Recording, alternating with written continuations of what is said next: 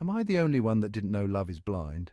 But I reckon it also must be deaf, especially when it comes to the sweet, sweet nothings whispered between Brenda from accounts and, well, let's just say someone who should know better. Office romances, eh? They're as common as passive-aggressive emails and twice as awkward when they go south. And let's be honest, sometimes the line between a friendly colleague and a future co-defendant in your divorce case can be thinner than a printer paper budget in a WeWork. So today, we're diving into the top 5 signs that your partner's office relationships might just be a script for a workplace drama, one that doesn't end with a standing ovation at the company Christmas party. This is why you need to pay attention to your partner's behavior. Now, everyone deserves a bit of privacy, especially when it comes to work stuff. I mean, who wants to hear about quarterly reports and TPS reports? But when your partner starts acting like they're guarding the recipe for KFC's 11 herbs and spices every time their phone buzzes, you might want to raise an eyebrow. Are they suddenly taking work calls in the garden shed? Did their work phone mysteriously fall into a pitcher of margaritas? These, my friends, are not the actions of someone just diligently working on a spreadsheet. You need to hear this if you're a partner who's noticing some odd behavior. Look, we all have that one work friend we vent to, the one who gets us through the day with shared sighs and knowing glances over the water cooler. But there's a big difference between a work wife and an actual wife. If your partner is coming home from work and recounting every detail of Brenda's emotional roller coaster ride through the day, her cat's lactose intolerance, her ongoing feud with the vending machine, her existential dread over the font choice for the company newsletter, well, Houston, we have a problem. At this point, you're basically a sounding board for their emotional affair, only without the relief of getting to expense those therapy sessions.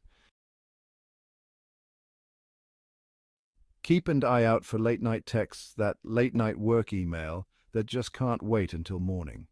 If your partner's phone is pinging more than a pinball machine in a disco at 2 a.m., and it's always Brenda from accounts needing to finalize those Q3 projections, well, let's just say they're not winning any awards for work-life balance. And if you find out those projections involve heart emojis and haikus about the joys of spreadsheets, well, you've wandered into a Hallmark movie and not the good kind. Everybody is looking for signs that their partner's office romance might be too cozy. Now, there's nothing wrong with wanting to look presentable for work, but if your partner, who usually considers changing out of their pajamas a Herculean effort, suddenly starts dressing for the office like they're about to walk the runway at Milan Fashion Week, you might want to investigate. Are they spending more time on their hair than a contestant on RuPaul's Drag Race? Have they replaced their usual coffee and a stale bagel breakfast with green smoothies and avocado toast? This, my friends, is not just about impressing the boss. This is about catching the eye of someone who appreciates a finely tailored suit and the subtle scent of desperation. Are you starting to feel like the office intern in your own relationship? Remember when you were the Beyoncé to their Jay-Z, the peanut butter to their jelly, well, you get the idea. But lately you've been feeling more like the temporary intern, the one who fetches coffee, gets blamed for missing staplers, and is generally treated as invisible. If your partner is constantly cancelling date nights because Brenda needs help with a big presentation, or they're more interested in their co-workers' texts than you, it might be time for a performance review of your own. And by performance review, I mean a long, hard look at whether this relationship is bringing you the joy and fulfillment you deserve, or if it's just another crappy job. Don't be afraid to ask the tough questions, preferably before Brenda gets a key to your house. But in all seriousness, if you're noticing these red flags popping up in your partner's behavior, don't ignore them.